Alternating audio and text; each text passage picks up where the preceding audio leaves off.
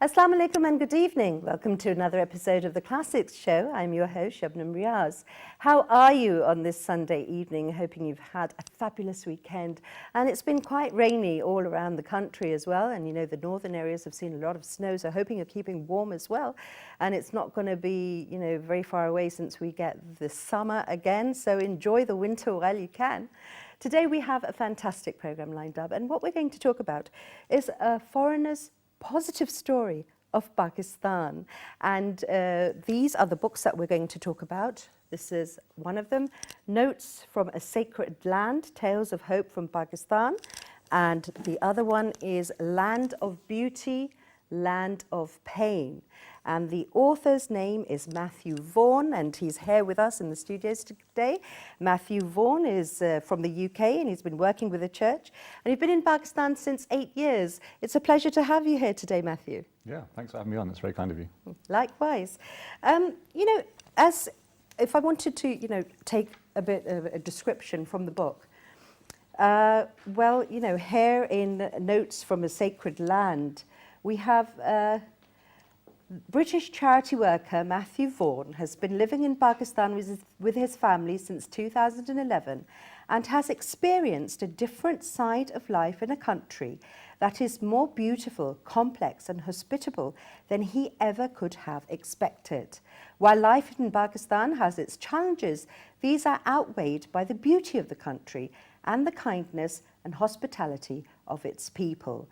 Read these true stories of his experiences of the unseen positive side of life in Pakistan and be encouraged. You know, that's true. I've read the book, not all of it, but quite a lot of it. And the message of encouragement that is mentioned there, and the hope and the positivity, you know, that is something that is completely different when we're talking about a book on Pakistan, that too from a non-Pakistani, from a foreigner. So as we say, every author has a journey that brings them to a book. What was your compulsion to write this? Yeah, it's a good question. I mean, I've always loved reading and writing ever since I was a child. I find writing a very compelling way to tell a story. You know, I was quite a shy child, quite introverted, and so writing was very natural for me. With this book in particular, when we came to Pakistan, I wanted to learn more about the nation we'd come to call our home, and so I looked for all the books I could find on Pakistan to try and understand more about the country and its history and the culture and different aspects of life in Pakistan. And what I found was that the vast majority of the books on Pakistan were just very negative. There were lots of books on terrorism, about different political dramas, about different, you know, negative aspects of life in Pakistan. And I'm not denying that that is part of the story in Pakistan. I'm not denying that, you know, there is validity in those books. But the life we were living in Pakistan was very different from that. My wife and our children and I. It was very positive. We were touched by many things in Pakistan that we hadn't expected to see. Right. You know, we've been told about the terrorism and about the danger. We hadn't been told about the hospitality and the kindness of strangers that you get time and time again in Pakistan. So it was really my desire to put this different perspective into a book to try and rebalance the narrative, I guess, about Pakistan. Right, okay. So, you know, as you said, what you came to Pakistan with, the expectations, and what you found was something completely different. And you wanted to share that with other people, especially, you know, people who are non-Pakistani, because unfortunately the media tends to sort of, you know, dwell on the negative side and portray that, and we get that broadcast a lot. Now, before, you know, your book was published and before you had sent it out for distribution and everything, had you any idea of how popular it would be? No, I hadn't. It was quite surprising, actually. In fact, even when I was writing the book and when I went to publishers originally, I was told by several of them that there's no point doing this because no one's ever going to want to buy it. Oh dear, how sad. And so I said, is that because it's a bad book? And they said, no, the book's fine. It's just no one wants to read a positive book on Pakistan. Oh, that's terrible. There's no market for this positive thing. And one of them said to me, if you want to sell books, you know, if you want to make any money off it, then write about terrorism or write about women being oppressed in Pakistan, because those topics will The sell. usual thing that, we get. Yeah. Yeah. And so I told him, well, there's already lots of books on these topics already. You Yeah. know, the bookshops are full of these books. There's plenty of them out there. But there's not many books on the positive side of life in Pakistan. That's what I want to write about. And so he said, no, it's a waste of your time, essentially. No one's going to want to buy it. Okay. So I was kind of expecting it to be a flop, to be honest. I didn't think there'd be any kind of need So you for had this zero kind of book. expectations at that time? Yes. Okay. But I felt I had to do it. You know, we've been Right. so touched and so grateful for the kindness of people in Pakistan. I felt I had to do something to kind of return the favour, as it were. And so that's where the book came about, I guess. Right, yeah, and you know, in many ways, I would think that that is a gift to Pakistan, and it's a great service for the country as well, for somebody to come along and to give an unbiased view, an account, a narrative that is exactly how they saw it. But it is sad to think that in the beginning you were discouraged, especially from publishers. And so what happened? Your first edition sold out? Yeah, we did 1,000 copies. So this is at my own expense. You know, I haven't been given this discouragement by people. Okay. So yeah, we did 1,000 copies, and that was a bit of a risk because I'm not very wealthy. So that's a chunk of money. But the first 1,000 sold out in 3 months. That's amazing. So that was encouraging. So I went back and did another 1,000, and those have sold out as well. Fantastic. And that was, again, led to the second book because, you know, I felt there obviously was a niche. There was a, Right. you know, these There's books a were kind of demand. touching It was chords. something so refreshing for people. Right. Actually, that's what it is, because I've read the book, and I also love the style in which you know, sort of talk about the various incidents and the events that happen, especially when you change the person, you go into the first person of the other, you know, the other character. That is really enthralling, and it's really interesting, actually. And again, I would say it's because you've tackled it in such a different way. Your approach is completely different to books that are written about Pakistan. So it's a surprise, actually, for a person who goes into a bookstore and is, you know, under the Pakistan section. They will see, as you said, all those subjects, unfortunately, on the negative things. And then here comes something that is positive. So that encouraged you to write your second book. Yeah, I mean, it's changed this kind of attitude that, you know, negative books are out there, and we also buy those negative books. So we're part of the problem in a sense because we're involved in that. True. Negative news is out there. We all watch negative news, and it's very dramatic, and so we're kind of the issue there. But yeah, it's so, you know, I had one encounter in Lahore at the Literary Festival, I think last year. Yeah. And so yeah, a guy was reading this book and he, you know, looking at it, and his mother said, "This is a book on Pakistan," and he said, "Oh, I see." And he said, "No, it's a positive book on Pakistan." And he said, "Oh, now I understand why it's so short." Right. And so that's the mentalities, you know, that you often get with these things, is that there's lots of bad things to write about, but there's not many good things to write about. And that's not what I found to be the case. That's not what we've experienced in the last 8 years with our family in Pakistan. Absolutely. Okay, one of the, you know, incidents that you narrate and you talk about is also the cultural gap, because of course when you are in a foreign country, there'll be so many things that are deemed appropriate in one culture and not in the other. So that's a universal thing anyway. So here you're talking about, you know, your interaction with women in Pakistan and how, you know, the appropriate sort of behavior would be, you know, the right thing there. So I thought this is really interesting. I'll read a bit from there. And this is when you've just returned home, you and your family, after a long journey. And you say, "Well, just then there was a knock at the door. I opened it to reveal our landlord's wife. Pakistani cultural norms being what they are, I barely know her, have hardly ever spoken to her." So this is you describing that. And then you go on to say that once, forgetting myself, I went to shake the hand of a female bank teller who had helped me with a transaction. Take my advice, don't ever do that. She stood awkwardly, looking at my hand as though it was a dead mackerel, until I hurriedly withdrew it, blushed, and dashed out of the bank, pursued only by the wry smiles of the security guards. And so I stood in the doorway, wondering if I should call my wife, returning to the state of abject terror in the face of women that I thought I had left behind when I passed the age of 15. Suddenly, she held out a dish of rice, dal, and grilled kebabs. I took it surprised and grateful. She explained, "You've been traveling for a long time, so I made you all some dinner." And I thought that's a lovely way of expressing, you know, that the different sort of interaction with people and how things, you know, how things are perceived differently and the way you sort of acclimatize to the situation for wherever you are. Mm-hmm.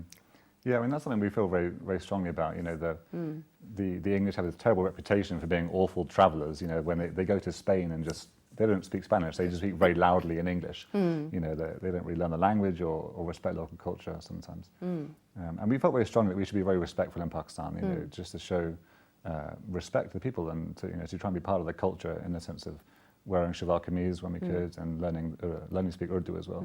And many times when you used to wear shalwar kameez, you've mentioned that you were usually mistaken for someone from Gilgit or Baltistan or Pathan, yeah? Yeah, that's pretty common actually. You're wearing a navy blue shalwar kameez and they kind of see this pale-skinned guy who speaks kind of semi-bad Urdu and they figure you're from Hunza or Gilgit or something like that. Okay.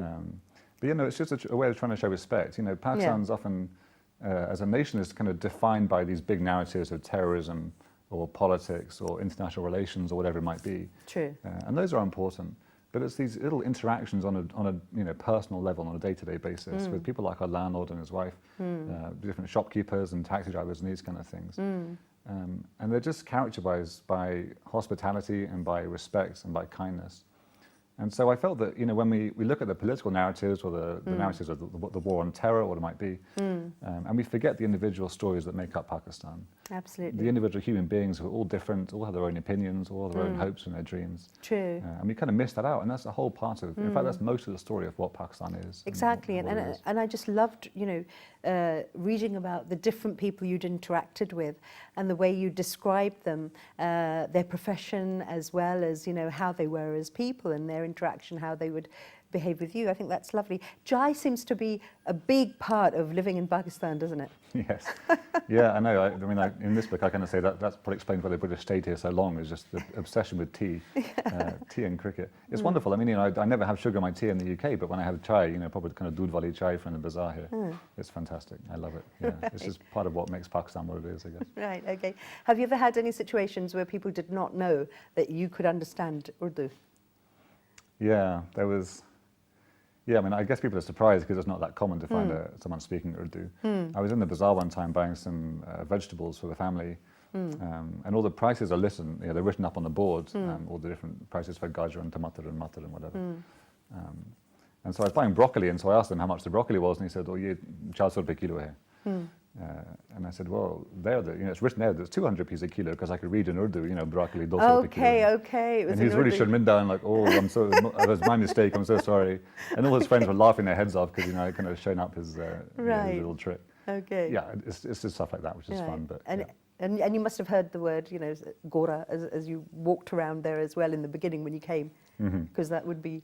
Yeah, I mean, when we were learning Urdu, I couldn't understand, because at first I thought, you know, I heard the word gora, as in a horse. So I thought, why are they talking about horses? I'm not a horse, she's not a horse, you know, my kids are not horses, what's this?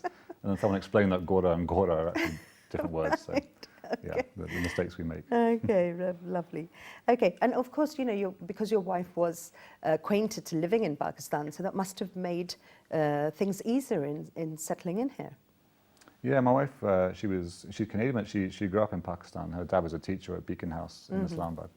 So for 11 years of her life, I think she was in Pakistan. And she went to Beacon House as well, so she had a very, you know, kind of ordinary Pakistani childhood, really, in that sense. All her friends are Pakistani. So for her, it wasn't weird, you know. In the first few years when I was going through culture shock and trying to adapt to this new country, I was struggling sometimes, you know, there's lots of changes and lots of things to cope with. Absolutely. But for her, it was just normal life again. It was like back to normal. Okay. And you know, the sounds and the sights and the different festivals that go, and Qurbani Eid and Bari Eid and these kind of things. So yeah, it was nice that she could kind of support me through that process, I guess, in the early stages. Right. And we were chatting before as well when you're telling me about a taxi ride as well, where the sort of, you know, she would be able to speak in Urdu. Yeah, thanks. It was a slightly weird cultural thing, because when we take a taxi ride, when we didn't have a car, but the driver would not want to speak to my wife, obviously, being respectful of women. So he'd speak to me, but I didn't speak any Urdu. So he'd ask me where to go in Urdu, and I would look blankly, kind of not really knowing what he was saying or what to say. Right. And my wife, Angia, would tell him where to go. But he wouldn't, when he wanted clarification, he wouldn't speak to her again. He would speak to me again, and I'd look you know, again confused. So we had this kind of bizarre old triangle of communication around the taxi. Right. But you know, it's part of that respect for strangers, for foreigners, for guests, and for women as well, that I thought was nice about Pakistan. Right. What were your sort of, you know, what were your parting words from family and friends the first time you were leaving the UK to come to Pakistan? What were their sort of words of warning and heed of advice? Yeah, I mean, I love traveling, so I've traveled to many countries that might be considered dangerous. You know, I've been to Syria before it got bad, Jordan and Turkey and Morocco and East Africa and Zanzibar and places. So to a degree, our friends were kind of used to it. They were used to us going to some strange place. But still, just the name Pakistan, just the name of the country itself, just has these connotations which are negative. Exactly. It just brings things into our minds, into their minds, certainly, of terrorism and kidnappings and danger and hostility. And we knew friends here, and Andrew, obviously from her childhood, still had friends in Islamabad. And they told us it's not as bad as that, really. The media really emphasizes the negative stuff.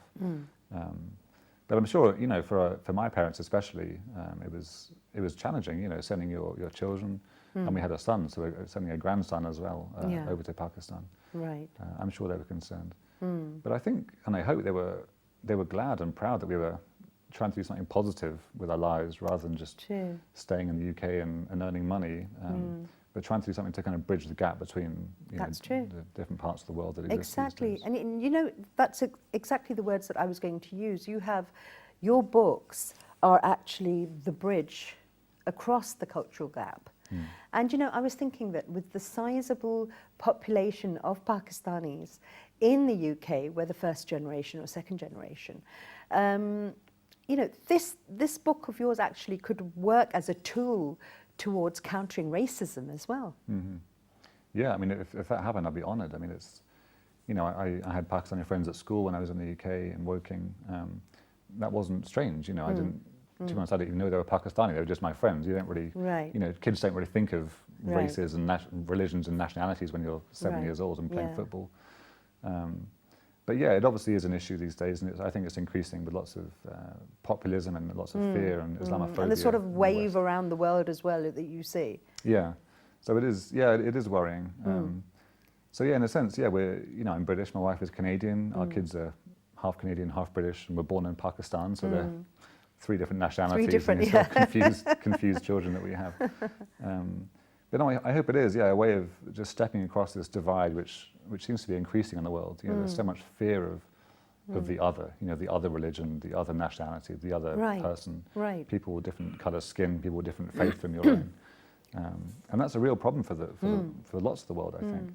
So yeah, if these books can serve to show a respect from someone from a Christian Western background to a predominantly Muslim country like Pakistan, then I'm very happy, really. That's a dream come true. Yeah, and you know, the word you use there, respect, that is exactly, I mean, that is the key sort of factor, isn't it, for any human being, regardless of what nationality you are, where you live in the world, whatever is happening. Respect is the most important thing. And you know, I think that when you go back to the UK, you could have sort of, I don't know, a couple of functions or events there where you introduce your book over there or reintroduce your book over there so that the public there are acquainted with it, because I think that's a fantastic thing to happen there. Yeah, I'd be very happy to. I mean, it's, you know, it's scary, the kind of inequality that exists in the world and this fear. I mean, when our daughter Hannah was born, about the same time, our chowkidar also had a baby daughter, his wife, just you know, on our street. And I looked up the life expectancy of kids with a Canadian passport and kids with a Pakistani passport, and the chance of them getting education and how far they go in education, and their access to healthcare, and all these different metrics that we use to judge quality of life. And obviously Hannah's, as a British Canadian kid, he has very good prospects in life, judging by the statistics. Our chowkidar's daughter, not so much, because he's a poor Pakistani man with his uneducated wife. And so even from birth, these two kids, you know, born almost on the same day, had these different courses marked out for them. And that, I think, is awful. So if there's a way of showing respect to Pakistan, to show that, you know, whether you're brown or white or Muslim or Christian, you're still a precious human being who deserves respect. We can't be dividing the world into different constituencies and saying you're somehow more worthy of respect and you're less worthy of respect because you're brown or a Muslim or whatever it might be. Exactly. We're all created by God, and that's all His design for our lives, I think. Fantastic. Okay, you've written about the positive things in Pakistan. You know, given us a fantastic angle and a very vibrant and fresh sort of view and a refreshing look as to what else happens in Pakistan. It's not just, you know, those negative stories. But then, of course, you know, living here for nearly 8 years, what are the things that you desire, you know, to change? Yeah, that's a good question. Yeah, I mean, I was never intending for these books to kind of whitewash Pakistan, to say, like, pretend like it's all fantastic and it's all good and it's rosy. Clearly it's not. But then you have done that in the book. You have balanced. Right. You have balanced things. Yeah. You have time and time again said that, you know, okay, there are other issues. I'm not saying that it's perfect here, and you've highlighted everything. Right. And that is what makes it such a readable, you know, such a readable work, because you have balanced everything throughout. It's not just a hunky-dory sort of, you know, version of something. You've been very realistic. Yeah, I hope so. I mean, if someone went to the UK and made a film about all the negative aspects of life in the UK, which there are plenty of, Yeah. and made a film just with, you know, they edit out all the good stuff and left only the bad, Right. that would be true in the sense that these things happened. Right. But it wouldn't be representative of the whole nation It of would the be UK. out of context. And so we'd object to that and say, well, yeah, that's true, but there's also this whole other side you're not talking about. Right. And that doesn't happen. But in Pakistan, people come here and, you know, the media and whatever, and they focus on all the suicide bombings and the terrorism and the inequality and these things, and leave out all the good stuff. And act like that's the kind of indicative image of Pakistan. Well, it's not. There's a whole other side which isn't talked about. And so when you judge Pakistan or any nation by only its negative aspects, of course it looks bad. It would if you did that in America or Sweden or Switzerland or anywhere. You know, it'd be the same thing. So yeah, there are challenges and there are negative things, but I think it's a more constructive debate if you actually acknowledge the positive and the negative. If you treat Pakistan as it is treated, like some kind of rabid dog with only bad stuff going on, of course it's insulting, it's inaccurate, and people get angry about it, and they should get angry about it because there's injustice there. You know, it's not fair. Exactly. So yeah, I mean, you know, I would say that I think the thing which makes me saddest in Pakistan is the wasted potential. I think there's so much potential in this nation in terms of natural resources, but also in human capacity, you know, the human resources in this country. With this astonishingly intelligent, entrepreneurial, smart population with big ideas and big dreams, which have produced all these heroes over the years, you know, remarkable men and women, and the things they can do. And it's, you know, I feature some of those in the book. If we could just unlock that potential, Pakistan could just be transformed, you know, in terms of education or by ending corruption or whatever it might be. So there's a huge potential here, and it would just be my dream to see that unlocked. That would be my dream for Pakistan. Fantastic. You know, just like handicrafts, just for example, the handicrafts that are available here in Pakistan, when my friends come over from the UK and they see them, or I take them over to give to them as gifts, they're just amazed, and they just love the intricate work and the craftsmanship. So that's also another avenue that I mean, think. there's so many things. Like for our kids, it's always the fruit. That's the thing they get. You know, but they go back to the UK and we buy bananas, and they take one bite and just spit it out. Not the same What is this? taste. This tastes like, this is awful. Yeah. Because they're used to Pakistan where everything grows here and it's all delicious. The bananas, the mangoes, the oranges, all the citrus stuff, the apples, the peaches, everything. No one told me there were amazing peaches in Pakistan. They grow in Swat and Quetta and places. I had no idea about that. All this amazing stuff. You know, there's a whole literature scene here. I met a really talented poet yesterday in Lahore who can't get published because no one will publish her poetry. She's an extraordinarily talented young woman, but she can't get published. You know, there's the handicrafts, as you say, the fabrics, all these kind of things. There's loads of wealth there, not in terms of money, but just in terms of potential. As you said, resources. Right. Okay. Do share some parts of the book that you'd like to read out. We'd love to hear from you. Yeah, I'll read a bit from a chapter about a hike that I went on with some friends. This is near Nutty Gully, so near between Islamabad and kind of past Murray. So we went for a hike up to Miranjani, which is a mountain outside Nutty Gully.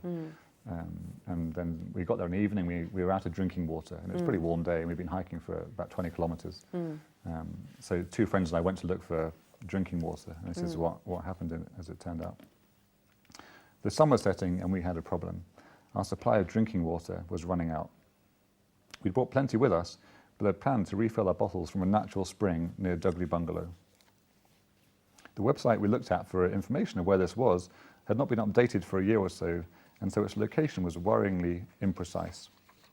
We were told to find a path near the front of the bungalow and follow it for a mile or so. This, as it turned out, was an endeavour of the utmost rashness. There was not one but several paths at the front of the bungalow, each heading in a different direction, with no indication as to which of them might lead to a spring. Just when we were on the point of giving up, I noticed a house over to the left. It was a single-storey construction of mud bricks with a rough wooden roof. It sat on the side of the mountain overlooking the valley beneath. We paused. The house would no doubt have a supply of water close at hand. They could not raise crops and keep livestock without a spring somewhere nearby, but it would not be appropriate in a place like Pakistan for 3 men to visit a house if there were no men there to welcome us. Happily, a young man walked around the corner and caught sight of us. I waved at him, and he invited us into his house. We shook his hand and asked if we could fill our water bottles from their house. He took us inside, pointed us to a room, and left to fetch his father. He then arrived. He was a middle-aged man wearing a beige shalwar kameez, and he greeted us warmly, as though the arrival of 3 foreign men in his house on a remote Pakistani hillside was an entirely normal occurrence. Mm-hmm. Of course you can have water, he said. You are most welcome. Please take as much as you need. He paused, looking at us hopefully, before continuing. But won't you please take chai with me before you do? I'll get to the end. We finished our chai and stood up to leave. We thanked our host warmly and sincerely. After 7 years in Pakistan, I've come to take such hospitality for granted. It's offered so freely by everyone I meet that its impact has been lessened. It would be a profound shame if the beauty of such kindness were lost. The most instinctive and common response made by Pakistanis on meeting foreign guests is hospitality. How would a household in Britain react to the appearance on their doorstep of a group of Pakistani hikers? How would I have reacted back when I lived in the UK if a strange family had suddenly appeared in my life and asked for a cup of water? It's no small thing to offer kindness so unstintingly to strangers, especially in times such as ours of increasing suspicion, tension, and fear. Before we turned the corner, I looked back. The house was nearly hidden in the murk of dusk as darkness descended on the valley, but I could still see the goats browsing near the fence and the first trickle of smoke as it emerged from the cooking fire on which the evening meal was being prepared. I would like to go back and thank the man again for his kindness. One day, perhaps. Oh, that's lovely. And I think, you know, what you've done with your book has made so many Pakistanis proud. Mm-hmm. Because that is something that it's really heartening, encouraging and motivating for so many people who live on this side of the world, and they are sad and they're outraged and they are insulted to the perspective that they're being given continuously. So I would recommend this book, you know, to so many of our viewers. You definitely have to pick up a copy, and you really love reading it because. Again, as I said, it's not just one side of the picture, it is a balanced account of your experiences here in Pakistan. Okay, some of your sort of, you know, strangest encounters or the funniest encounters, let's talk about those. Yeah, sometimes it seems like every day in Pakistan has a new kind of adventure or a new, right. a new interesting thing. Right. I mean, early on we were living in Rawalpindi, but we had to go to Abbottabad to the hospital there for a checkup for my wife. And so we got a taxi to take us to the bus station to get a bus from Rawalpindi to Abbottabad. And as we were going along in the taxi along the IJP roads, it started making a chugging noise, and I was very concerned. And I said, "Is the car okay?" And the taxi driver said, "Oh, koi baat nahi, theek ho jayega, you know, inshallah theek ho jayega." And then it stopped. It ran out of petrol and stopped. Okay. And he looked a bit bashful and embarrassed, and it turned out he'd run out of petrol. So, you know, he got out and started pushing the car. So I got out to help him, and we're pushing the car down this busy road, you know, kind of 3 or 4 lane road with these buses whipping past and trucks whipping past, with the doors open because they're trying to steer the car from the inside. Yeah, and my wife is there that has crying. a lot of traffic, that road, yeah. Yeah. Right. Poor Andrew's in the back kind of praying and crying. And anyway, he basically pushed the car a mile down the road and got to the gas station, and it was okay. Oh. But yeah, it worked out in the end. But you know, these things happen in Pakistan. It's All in a day's work. Always adventurous. Yeah. Right. Okay. One of the, as you mentioned, the taxi. One of the chapters I really enjoyed reading was the taxi ride, and although we don't have enough time to read all of this, but I'll read some of this. And here you are, you know, here's a taxi. We've got sort of from the perspective of the taxi driver. And he's saying, Assalamu alaikum, sir. How are you? All is well? Children are well? You are healthy? Allah be praised. Where do you want to go? The Pearl Continental Hotel? That's a fair distance from Satellite Town. I will stroke my chin thoughtfully while sizing you up in order to calculate a suitable price, bearing in mind the fact that you are a foreigner and that there are no other taxis nearby to whom you might turn if I started too high, and the heat of the day that will doubtless make you think twice before walking off to find someone else. Yes, I have finished my calculations. That will be 500 rupees. Sir, do not act so outraged. 500 rupees is a fair price.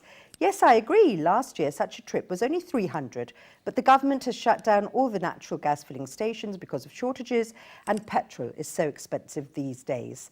It's a fair price. Okay, you are arguing most persuasively, and your fluency in Urdu is sufficient to make me wonder if you really are a foreigner. So I love the way you have written this. It's really interesting, and it's very gripping for the reader as well. I hope so. Yeah, I mean, there's a few funny chapters in there because I wanted to, humour is a part of life in Pakistan. It's not this kind of drab, joyless place like it's depicted. There's a lot of joy here. There's all kinds of joy and humour and excitement going on. Yeah. So I wanted the book to reflect that. There wasn't just a series of, serious, scholarly, quite dull articles on Pakistani life and different aspects, but there's actually some fun there. It's a fun country to live in. My kids are growing up here and they find life in the UK boring, because there's no one sitting on a bus to go to school, like all these schoolboys sit on buses. There's no, kind of monkey charmers with their monkeys walking down the streets, or there's no camels walking along down the road outside the house, all these things. Very true, that's true. I don't know if you have written about it, if I missed it. Did you ever write about Pakistani weddings?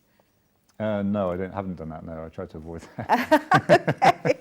Any particular reason? Because when my brother comes from UK and he attends a wedding, he takes a book with him. Right. And I say, do you have any idea of how out of place you look right now? Yeah, I mean, weddings, when we arrived, we thought this is a great way to kind of embrace the culture. So we got a first wedding invitation from our landlord, I think, and his daughter. And so we're very encouraged. And so it said, it will start at 7:30. Now, I laugh at this now, but at the time I thought 7:30 is 7:30. So we're there at 7:25, dressed, and Shivalkini is good, there's everything, hairbrush, all the kids are dressed and wearing dresses. No one's there. There's no chairs or tables or anything. Is this the right place? Right. So we went back home and then came back later. 8:30, still no one there. Eventually at 9:30, people show up. And by that point, the kids were asleep and they haven't had dinner and they're crying. And God. It started at about 11:30, I think. So, yeah, that's This when was we in learned Lahore? this is in Rawalpindi. Rawalpindi, Yeah. okay. That's when we learned that, 7:30 for a Pakistani wedding is not 7:30, it's 10:30 or something. Somebody should have told you. Yeah, somebody's take us aside and give us advice. Right. Okay, and I'm sure that you went at the right time then for the next wedding. Yeah, I think the last one we got it pretty much right. We arrived, it said 8:30, I think. Right. And we got there at 9:45. And I think we arrived like 1 minute early. It was perfect. Oh, great. Absolutely perfect. Right, wonderful. Okay, now, as you mentioned that you've always loved reading and you've had this affiliation towards writing and books. How, tell us about how things are at home with the kids as well, and how much time you and your wife are giving to the children for reading. Yeah, it's something which, for both Andrew and I, when we were kids, our parents read to us a lot. They first read with us before we could read, and then they encouraged us to read for ourselves. So there were always loads and loads of books in our houses. In fact, my wife, when she was young, her worst punishment was being banned from reading. Oh. And that was the worst thing she could imagine, Wow. like being a world without books was unimaginable. So we made this effort to read with the kids, in the evenings before bed, to sit down and read stories with them. Sam and Ellie are old now, so they can read it by themselves. So Sam's going through Harry Potter, and he's just starting book 7. So he's very excited about that. Right. But it's a way of, building family relationships. It's a way of improving intelligence and learning and vocabulary.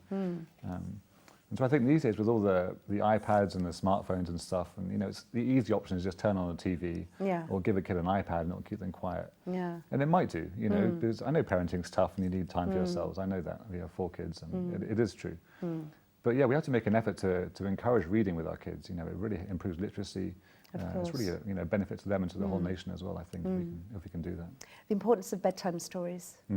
I mean, if I look back at my childhood, that's one of the most fascinating times. And I used to look forward to it the whole day. Yeah. And, I think that that's something that we should have in Pakistan as well, the concept of bedtime stories. Mm-hmm. We certainly do lack in that department, because then that would set a routine Mm-hmm. but then many times we have children's bedtimes being sort of, all over the place as well. So, Yeah. but I think that is really important. Yeah, it's wonderful. Our kids really enjoy it, and we sit down with the kids around us, and it strengthens our relationships as a family. But it opens the kids' minds to all these different worlds of dragons and wizards and Lord of the Rings and Harry Potter and Right. Roald Dahl or whatever it might be. Right.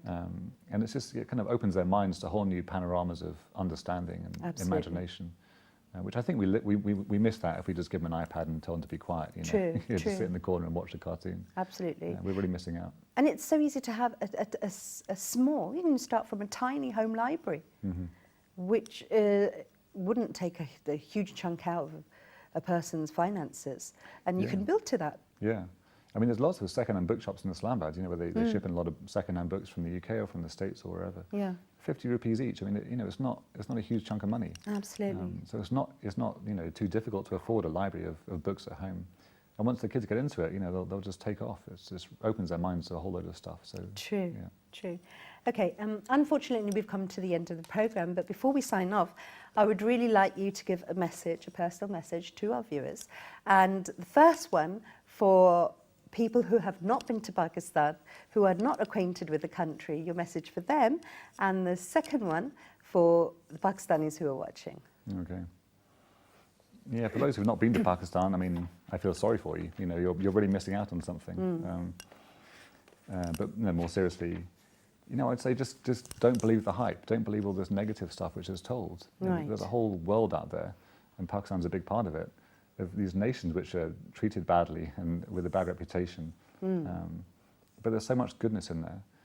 And I think especially in today's world with so much Islamophobia around and misunderstanding of Islam and different religious problems in the world, if you can spend your time in a country like Pakistan, which is a very predominantly Muslim nation, and experience the kindness and hospitality of Muslim people, it just transforms your heart. It's transformed my heart forever. We just can't ever imagine having this hostility again, or being kind of prejudiced in that sense.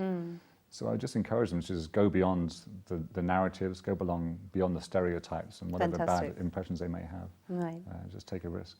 And I think your message to the Pakistani people is this book.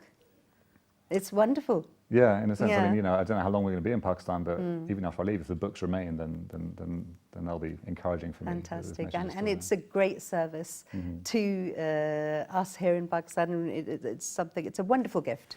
And we hope to have you back very soon in Pakistan. Thanks. But thank you very much, Matthew, for being part of today's show. And it's been fantastic speaking to you. That's my privilege. Thanks so much for having me. It's very kind. Thank you. And with that, we come to the end of today's episode. Hope you have enjoyed it. And I hope you pick up a copy of the book. The book is Notes from a Sacred Land, Tales of Hope from Pakistan. And, it is a must read. So until we meet again next week, stay happy, stay healthy. Bye-bye.